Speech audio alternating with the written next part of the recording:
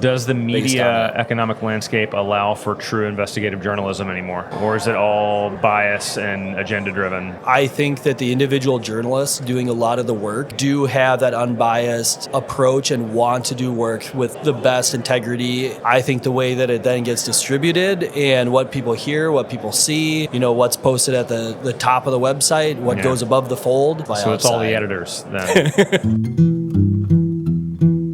The following program features a bunch of doofuses talking about the automotive aftermarket. The stuff we or our guests may say do not necessarily reflect the beliefs of our peers, our sponsors, or any other associations we may have. There may be some spicy language in this show, so if you get your feelings hurt easily, you should probably just move along. So without further ado, here's your host, Mike Allen, with Confessions of a Shop Owner, presented by Techmetric. Simply the best software ever made.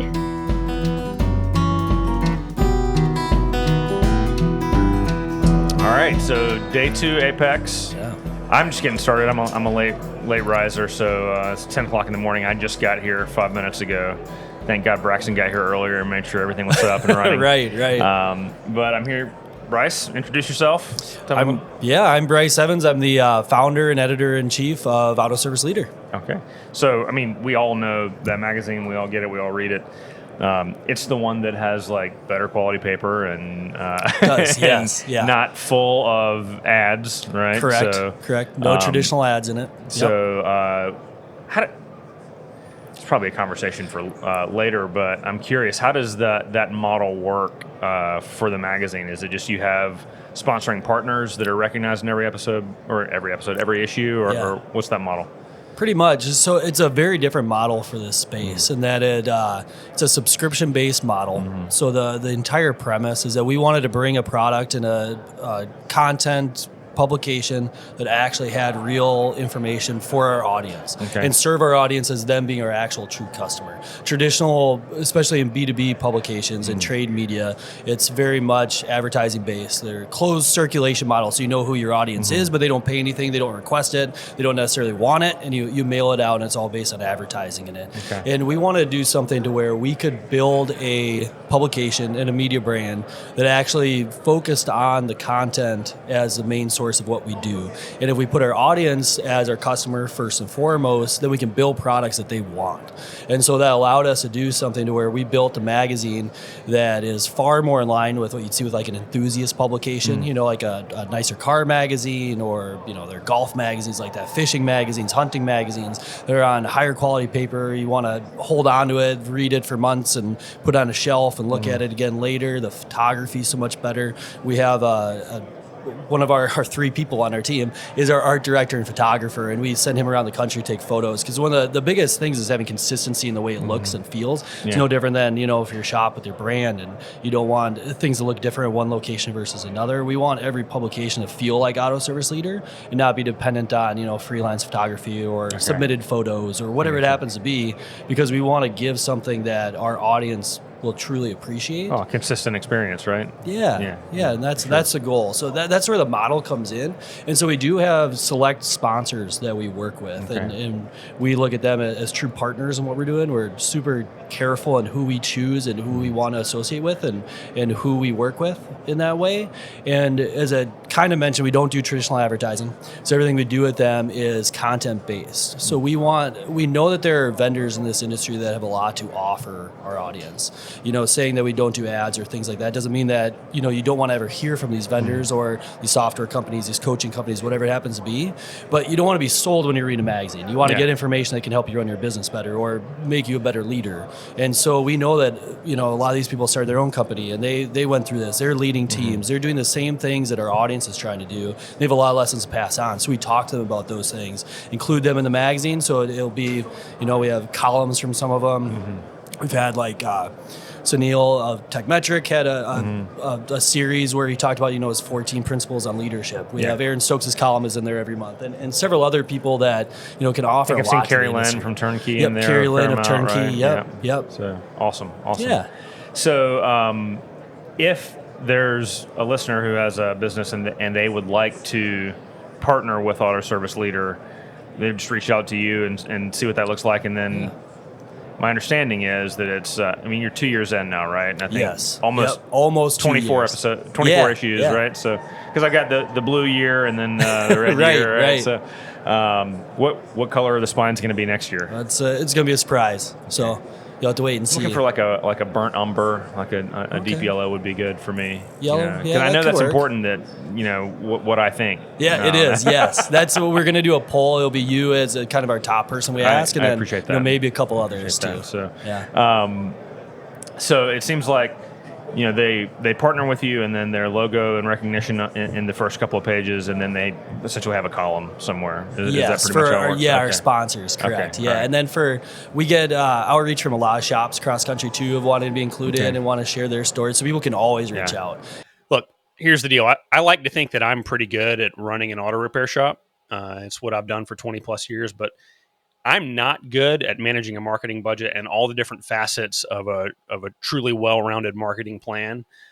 There's mail, there's local advertising, there's website, there's Google AdWords, there's all the different things that go into that, and it's just not what I'm good at. So what I've chosen to do is to buy myself the time to focus on what I am good at, while having someone else execute on all of those things at a way higher level than anything I could ever do.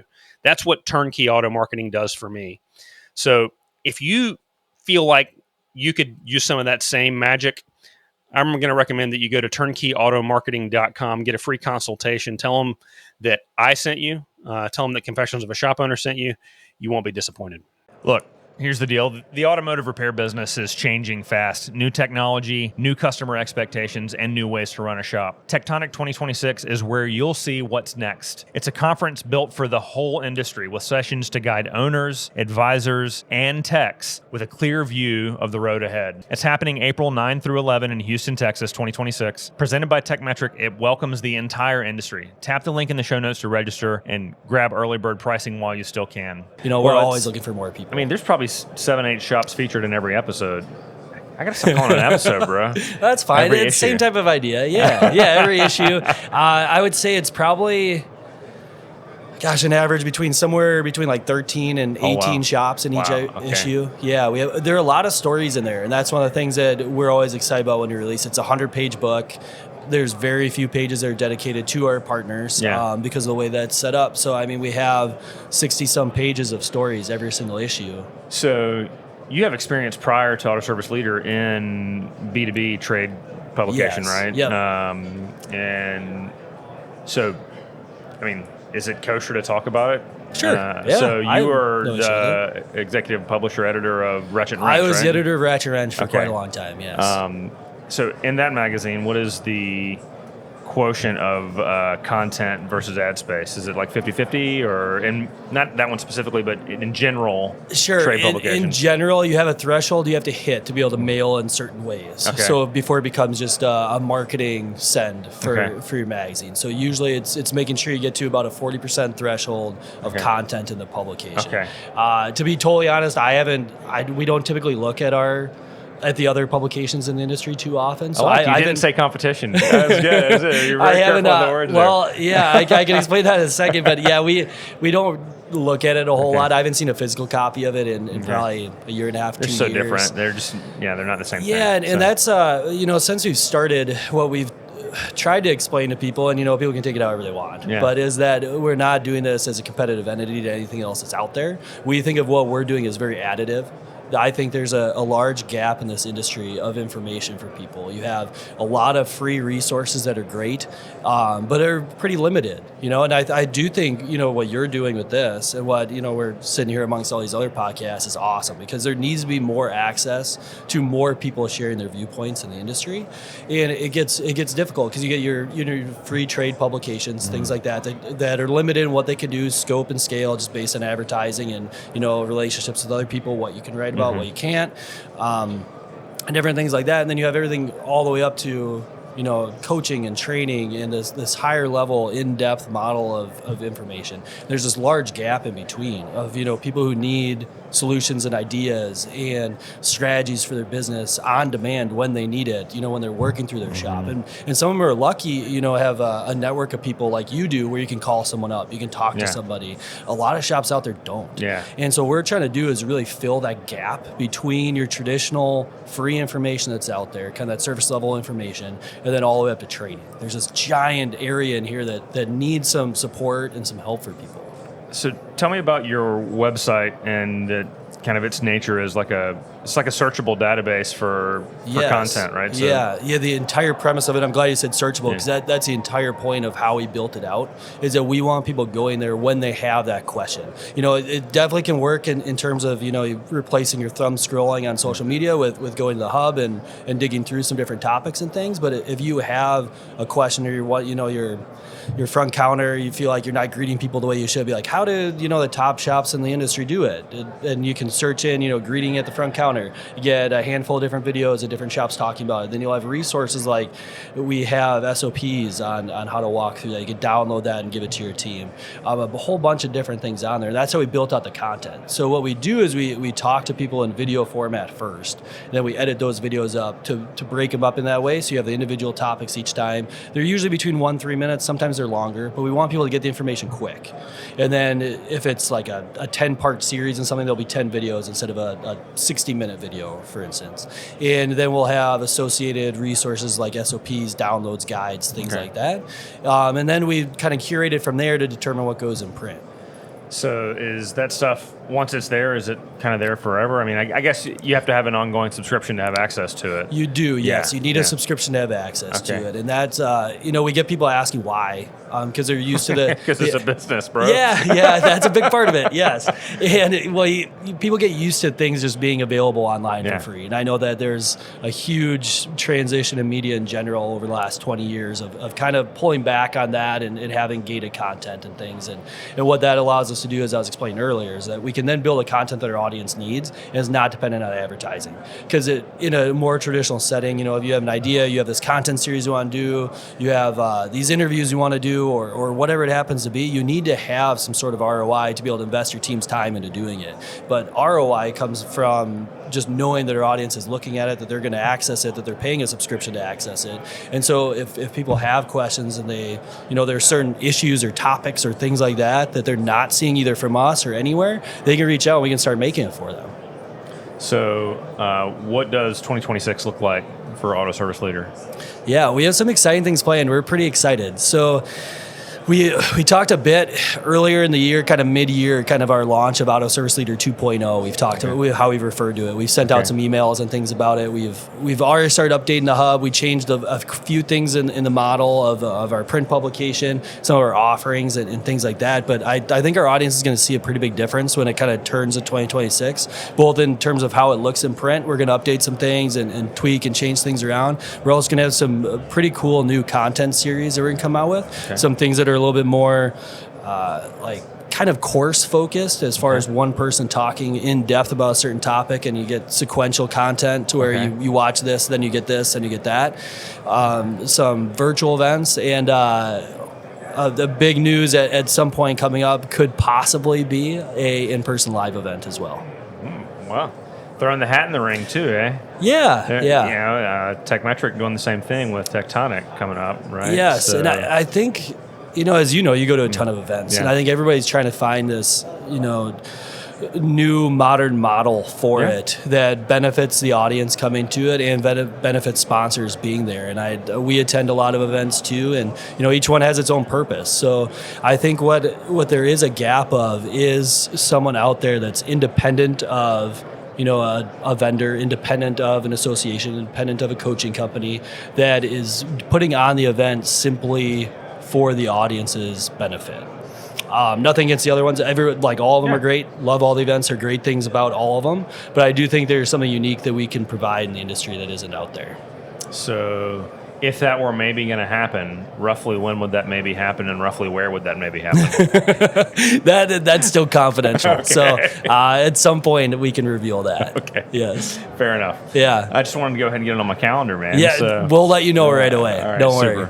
super. So I want to know a little bit more about you, right? Because I think we've all kind of seen the growth of this magazine that, from my place of ignorance, it came out of nowhere. I was like, what is this magazine? And it started showing up, and then you teased me with a couple, and then I subscribed and signed up. Yeah. And I've had the good fortune to have a couple conversations with you guys. It's funny. I think it was Vision. Somebody walked up and they opened it to an article that had me in it, and I had forgotten that we even had the conversation. Sure. And I was like, "What the hell is that?" I don't even remember when I had that conversation with somebody, but it was pretty funny. But tell me a little bit about like your background, how you got into the automotive space, how you got into publishing. Sure. Just what's more about Bryce? Yeah. So I was a journalism major in school. So Okay. I was looking at going into newspapers and magazines and doing some writing. I worked at my school paper in college. If you're like me, there's always hidden revenue in missed maintenance sales or overlooked customer concerns. Detect Auto helps auto shops unlock that revenue by analyzing vehicle service histories, pinpointing maintenance recommendations, and equipping advisors to confidently address customer questions. It's easy. It integrates with your existing software, and your team will love it.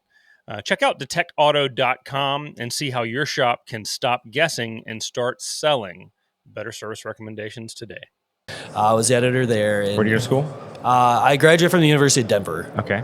Went there the last couple of years. I started at the University of Arizona, transferred there. Okay. But and I just kind of had a fascination with it. I always loved news and newspapers growing up. I was a kid that, I'd wake up in the morning and I'd look at the sports page and look through the agate and the scoreboard and study stats and all that stuff. I always loved that about the sports aspect of it.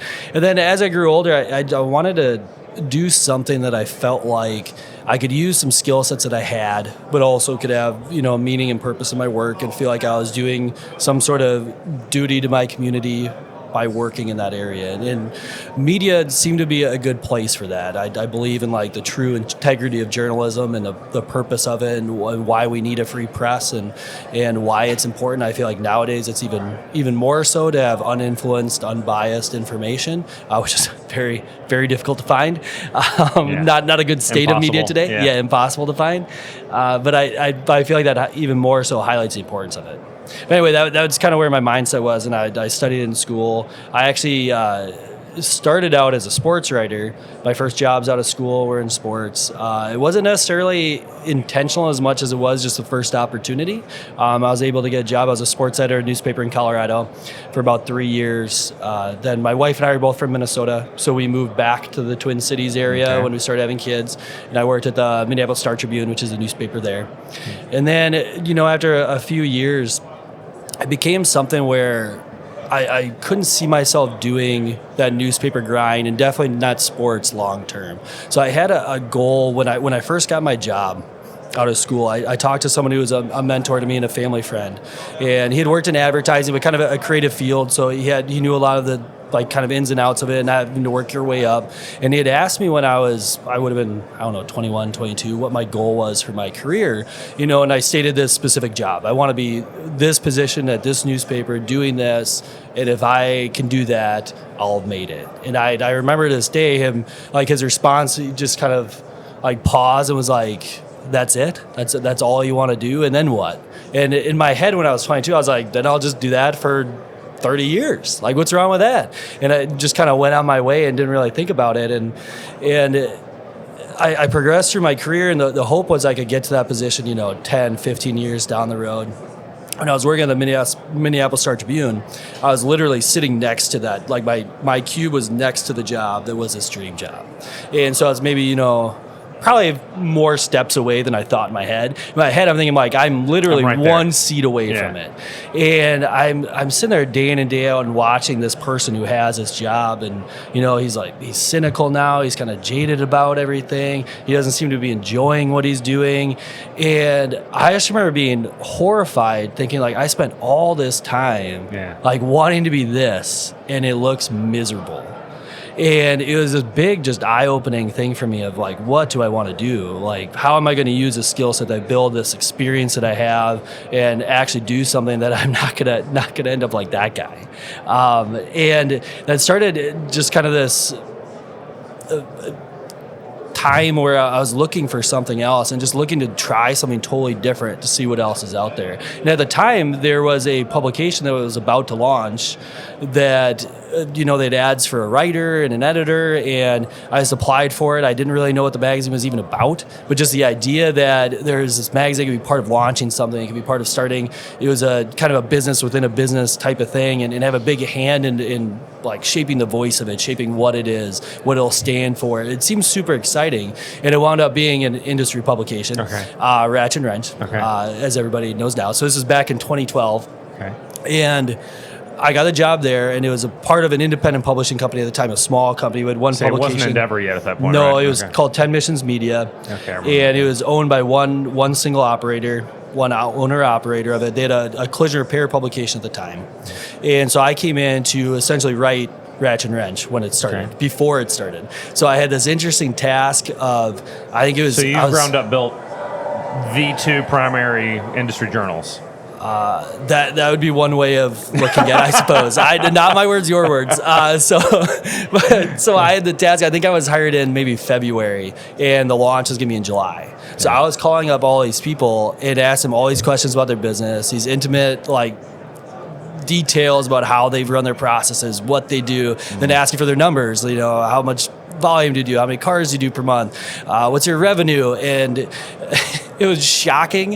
One, how the initial thing is everybody thought I was some fraud and no idea what it was. They'd be like, what publication you're with? I'd say Ratchet Wrench, and then they'd make some joke about the name and be like, well, I've never heard of Nuts and Bolts, and like things like that constantly, like, how do I know you're for real? And I would kind of explain, I'd be like, I promise, I swear to you, like, this is a real thing, we're gonna have a magazine. It's not for like four or 5 months, but I promise this is actually gonna happen. For real, dog. Yeah, for real, yes.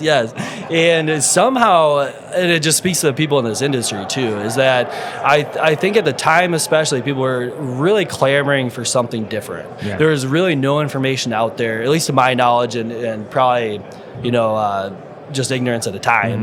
Not a great opportunity to find this kind of higher level business knowledge and intimate shop details out there in the industry. And so people are eager for it, and they seemed excited about it, and people are willing to share. And it was a super cool experience for me to go through and not knowing anything about the industry. And I knew nothing about cars either. Not a car person naturally, but interested in business, interested in small business, all of that.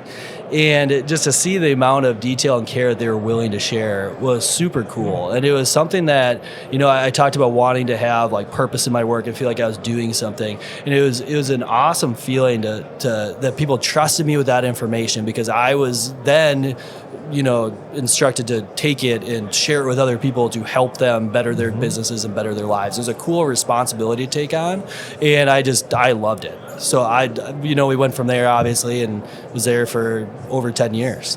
Well, it feels like so much of the independent, it's independent, right? By title, world is so disparate, and there's so many operators out there who feel like they're living on an island by themselves, and no one gets it or shares their experience. And so things like your magazine and coming to events like this, or being part of a 20 group, or being part of a trade organization like ASTA, helps them realize that they're not alone, and that they can have a peer group that, we're not competitors. Right. There's more cars than I can fix. There's more cars than you can fix. Yep. Let's just lift ourselves up together, rising tide and all that. Definitely. So I love what you do, man. I think it's awesome. I do want to go back. You said you got your start in newspaper, and spent a fair amount of time in there before you ended up with 10 Missions. And do you think that I mean, how much longer do you think newspapers will last? I mean, do you think that they will survive? I think they will last and survive as a news entity, and we need that level of journalism and that level of skill and understanding of the trade. I think it's a very tough time right now, and I mean, we both made the joke earlier about that you basically can't find unbiased news nowadays, and that's the biggest problem, is there is no trusted source. I think there will be a reinvention at some point. I don't think the solution is the talking head influencer style media approach, because there's also the very basic elements that they got that news from somewhere too. Influencers are the worst, and everybody's got a fucking podcast now. Yeah, no kidding, right? It's awful. It's awful. Who would put themselves on camera? So we're obviously a big part of that trend, but I do think there's a future for it. I don't think the format that it is in today, in the climate that we have today, is the solution. I think we're dividing further and further apart. Does the media economic landscape allow for true investigative journalism anymore? Or is it all bias and agenda driven? That's the most difficult part. I would say that it does to an extent. I think that the individual journalists doing a lot of the work do have that unbiased approach and want to do work with the best integrity and the true aspects of their trade. I think the way that it then gets distributed and what people hear, what people see, what's posted at the top of the website, what goes above the fold is the part that's the issue right now. And I think that's what's influenced by So outside. it's all the editors then. It's a lot of different factors, definitely. But it's definitely this chase for clicks, chase for eyeballs, and knowing that you get in this cycle that once you start pushing, one direction on the political landscape, you get more and more clicks from that side. So it just keeps going and going and going. Have you read Hate Inc.? No. I'm blanking on the author now, but it's about the monetization and the dichotomy of the political landscape in the United States. After the Berlin Wall fell, we no longer had the Russian menace to be our enemy. Yeah. And the premise is that the powers that be realize that it's easier, it costs less, and it's more profitable just to hate your neighbors. And so, it's not like that there were these power players pulling the strings to create this. It's just that the feedback loop of rage bait equals engagement equals ad revenue is more effective. Hannity and Combs became the greatest thing ever in the 24-hour news cycle, right? Yeah. And it was all on just yelling at each other. And how now there is an economy built on not trying to be fair and balanced and down the middle. Right. There's an economy built on creating an echo chamber to enrage your base against their neighbors. Yeah. Right. And divide for profit. Yeah. It's a pretty interesting read. I'll have to check that out. I think that's very true in media. I think it's just even true day to day in our industry. You see it a lot between, training organizations, coaching companies, vendors, things like that. In order to get somebody to like you, you have to turn someone else into the enemy, or that, we're absolute and right and just, and everybody else who doesn't agree with that is wrong. And I know it's not necessarily people's intentions, especially in this industry, to act that way and be that way, but there is this kind of issue of absolutism to what people try to say, and that everything's black and white. Yeah, and it's just not. And I know that in your conversations with people, you highlight that quite a lot and do a really good job with it. And that's what we try to do too, is that there's so many different ways to do this, and there are tweaks and adjustments that everyone has to make. Even if you follow the same, processes and systems, or one person's philosophies on this or that, you're still going to have to tweak it to your own company, your own building, your own market, your own team, and everybody has to learn from each other in some ways. And most of what everybody does is similar enough to where we should be on this common ground. And it's more about who do you click with, how is it explained to you that you understand it the best, how can we work in this way, how can I build my network of peers, and I know you're super involved in the industry, and not just in associations, but in 20 groups and things like that, and having that that group to talk to and bounce ideas off of. I mean, you could have 20 awesome shops in the same room, and while they follow the same philosophies, they do so many things differently. Yeah, and it's so sure. valuable to hear those different perspectives. And you've got rockstar single location owners, and you've got multi-location owners, and you've got Euro specialty shops and diesel shops and general repair shops, and in rural markets and in major metros, and they all have good information and good ideas. But I mean, to your point earlier, I'm learning as I try to, grow the reach and impact of the podcast, right? Yeah. We can have really interesting, really thoughtful, nuanced conversations, and I think they bring a lot of value, and they get a little bit of engagement, right? Definitely. Or I can tell dick jokes, or I can make rage bait comments. Way more engagement, right? So make people angry or make people laugh like children. I mean, and that's my sense of humor anyway, so it comes naturally to me. Right. And you grow way faster than you do from having measured, reasonable discourse with someone that maybe you disagree with. So it's an uphill battle, man. I don't know if I should just tilt against that windmill or just embrace it and understand what it is and try to throw in some tidbits along with the inappropriate humor. Well, the best way to approach it, at least in my opinion, is to have those open, nuanced conversations and hold people accountable to those positions and opinions when you're talking to them about it, and being willing to ask those hard questions and not let somebody spout off in that way, in that direction, and what they do is perfect. Anyone else who doesn't agree is wrong, and this is the way to do it, or this is good, this is bad, this is black, this is white, and really just challenge that thinking, because I don't believe that. Hey, it's me, Mike's kid. Want to tell us your wild shop stories? Or maybe you just think my dad's totally wrong. Call us at 704-CONFESS and leave a message. You can tell us we're awesome, or you can tell us we're idiots. We're cool either way. That's 704-CONFESS. Just don't make it too weird. Well, I hope, I guess, that people are not doing a lot of these things intentionally. They're not saying these things intentionally. They're trying to help other people by sharing their ideas and their thoughts. I don't think they're trying to pit people against each other. I would hope. I'll say the very large majority of people are good. Yes. I definitely believe that. And I think if we can have better conversations where people are willing to share their opinions and we're willing to listen to their opinions instead of just waiting for our turn to talk, I think that's where a lot of the change can happen and where we can have a bigger impact. And I think, the approach of having those conversations as a foundation of your content is what makes it impactful. If you're just trying to get a rise out of people so that people click on it to listen to the part where, you rage bait me and I blow up on you, and they're like, whoa, what did he say? That's not going to help anybody. It's a few seconds of entertainment, they move on. What are your hot buttons that I can rage bait you and blow up on me? I like to think that I'm pretty mellow and that it's pretty hard to get a rise out of me.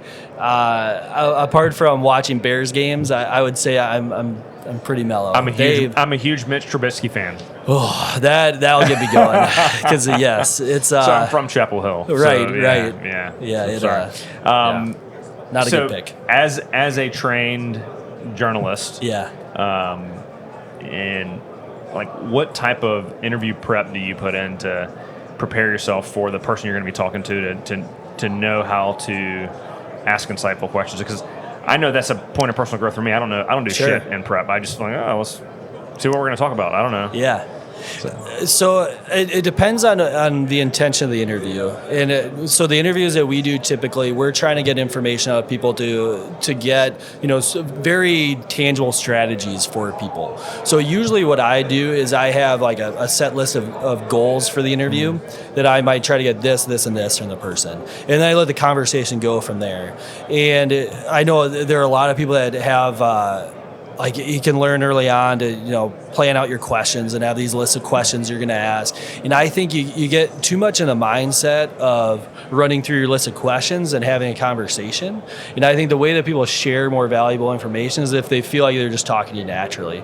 I've done, I don't even know how many interviews over the years, and the more strict I am with the questions that I have, the less organic the interview feels, which is probably obvious to people, but most people go in with a set list of questions, and I don't teach that. So I taught a journalism class for a while at the University of Minnesota, and I suggested to all the students to never come with a list of prepared questions. Have a list of points you want to get to in the interview and topics you want them to cover. You want them to hit on this, you want them to hit on this, you want their opinion on this, you want their viewpoint on that, but don't let the questions dictate how it goes. Let it kind of flow toward that.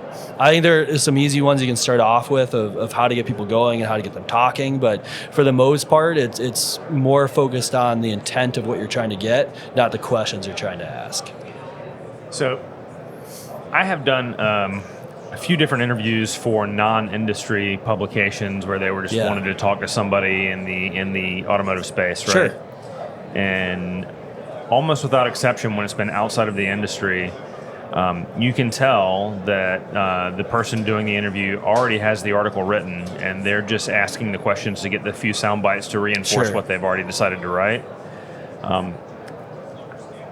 Feels like that would be specifically taught against in journalism school. Yes. But for our listeners, if that happens, if they're the best shop in their town and the local news channel comes by and wants to do a story, and it's obvious that they already know the narrative they're trying to tell and they're just trying to use you as a pawn in that story, how do you combat against that? Do you just say, you know what, thanks but no thanks, or are there certain things that folks can do to try to manage those situations more effectively?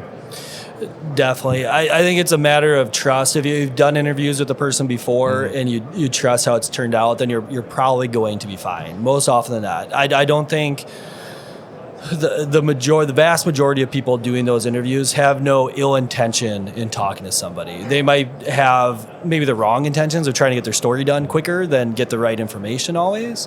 But I think it's very fair to always ask, what's the story about? What are you planning to do? Who else have you talked to? What are some of the things that you've already heard from people for this story? And ask for that information. The vast majority of news organizations aren't going to share any story, like they're not going to share copy with you beforehand. They're not going to show you the video clips and things like that. But if you can get enough of that, you can get a feel for what they're looking at, and you can probably judge if it's something that is something that you might be perceived negatively in because it's a smear campaign against all these local businesses that are scamming people, and then all of a sudden they're going to talk to you to check if you're doing it. But you don't want to be involved in that story. Sure. I don't believe that all publicity is good publicity. I think good publicity is good publicity. So I don't quite understand that saying, but especially as a small business owner, a medium-sized business owner, I just don't see.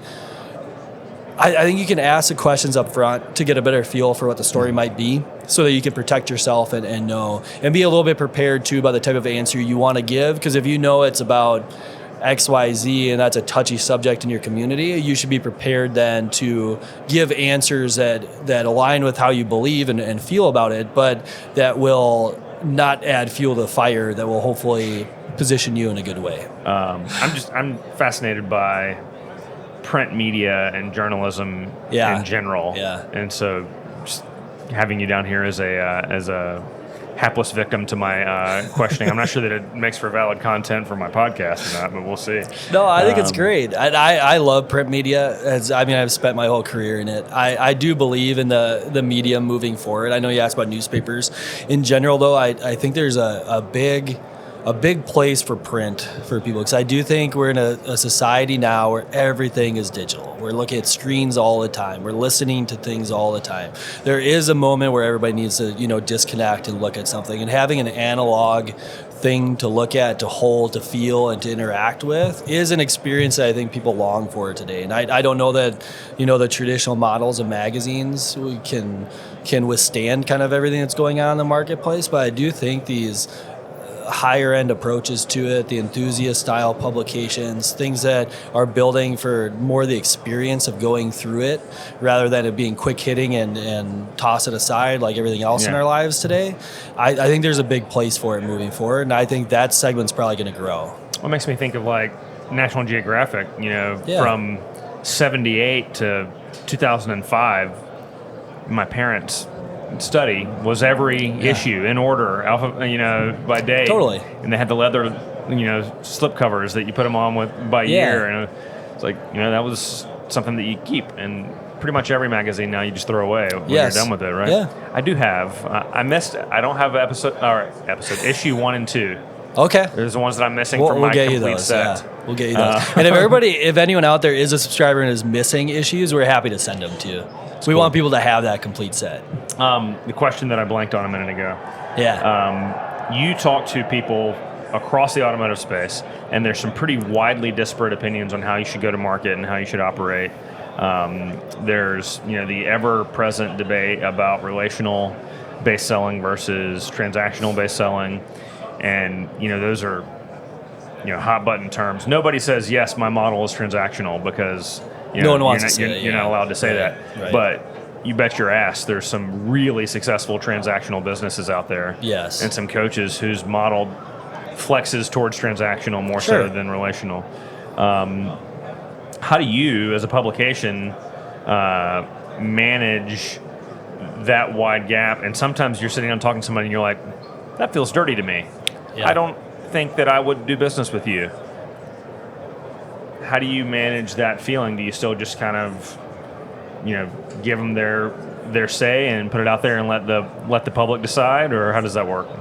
It's a great question.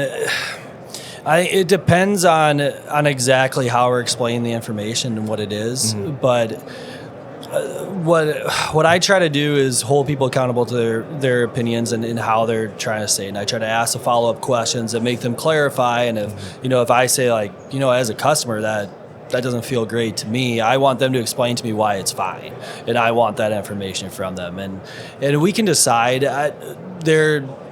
We don't ever censor people's opinions. Yeah. We don't try to push it aside. We're not trying That's to say touchy. somebody's Yeah, right it's or a slippery wrong. slope, yeah. So we're not doing any of that. I will say if we want information though that's going to be valuable and help people. So if we try to focus more on maybe the nuts and bolts and the step 1, 2, 3, 4, 5 of that transactional aspect of it, and maybe there are tips there for people to better sell within their relational operation, and how they approach it. And there are takeaways still at times. We try to not get into the debates necessarily back and forth of how to do it. And like you said, nobody is out there saying we do a transactional model. Yeah. That's how we focus. That's how we treat all of our customers. Yeah. No one's ever going to say that. Everybody's just a number, Yeah. So have you ever had an instance where initially, early on in the process of getting to know something about an instructor or a coach or a business owner, and you're like, I don't feel great about this, but as you talk to them more, you learn more about it, you're like, oh, okay, that makes sense. It's good again. Definitely. I think that happens more often than the other direction. Okay. I do think there are times where it seems fishy or seems weird, and I'll make them explain it more and talk to them more in depth about it. And by the end of the conversation, usually I understand the perspective they're coming from and how it can be valuable for other people. Can you tell me about a time when you're like, no, dude, you're a fucking crook? Honestly, we have had times like that, and I'm not going to share details of them, but I've definitely... Give me the name of the business and the person. Yeah, I mean, I've definitely had times over the years. Definitely, if we're spanning 13, 14 years here, a number of times where you start talking to people and like things aren't adding up. The numbers don't make sense. Yeah. The way they talk about things don't make sense. And they give some odd opinions about things. Luckily, it's pretty rare. Most of our sourcing comes through referrals. And, one person that we have a lot of respect for recommending someone else that person has a lot of respect for. And it's super rare that we find it to where people are that wrong about a person. It has happened though, and we've had some where we're like, "Oh man, I'm really glad we didn't release that," or "Oh, I wish we didn't release that." But luckily, I would say we still stand by the information that we were sharing, because we're not putting somebody. We hope that all the people we put in our magazine, that we put on our website, are great human beings and good people and do everything with the utmost integrity. Not being able to personally hang out with them 24 hours a day, I can't vouch for that 100%. I can just do my best in kind of sleuthing that out and hoping that I'm somewhat accurate on it, and then know that we're sharing the information about what they do, not necessarily always who they are as a person. We do get into that quite a bit with some people, but when we have someone on our cover and we do feature stories and these more in-depth personal pieces on people, I feel like we do enough reporting, talk to enough other people to have a good sense that, this is probably a pretty good person. Makes sense. And we can stand by them.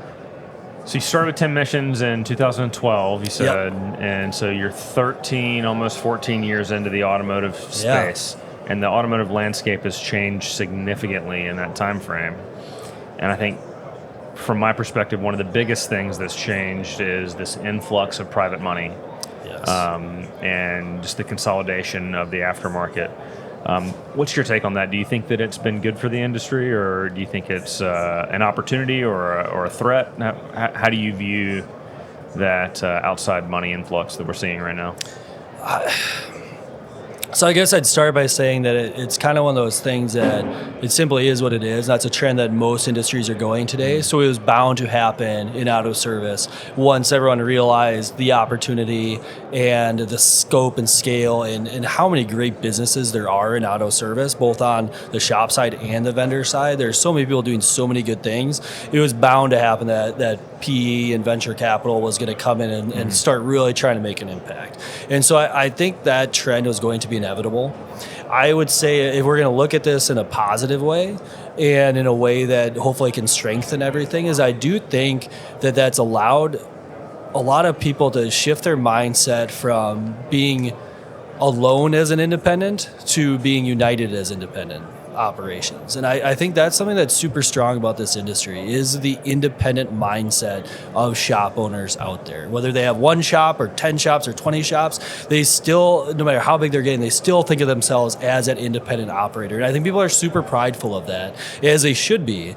And it's a very cool industry with how many people have been successful being that way. And I think this influx of private equity coming in and gobbling up shops and, consolidating, commoditizing, and trying to commoditize an industry that is built on service and trust and that personal interaction, I think has really galvanized a lot of people to stand up for what they believe in and showcase to their communities, to their marketplaces, who they are and what they're about and why it's important to shop independent and why you should be going to an independent repair facility instead of going to a chain or going to this large conglomerate out there. And it's something I'm super passionate about, both from being in this industry for so long, but also now, that's the state that I'm in. Independent business, I'm a small independent business in an industry with huge giants. Yeah.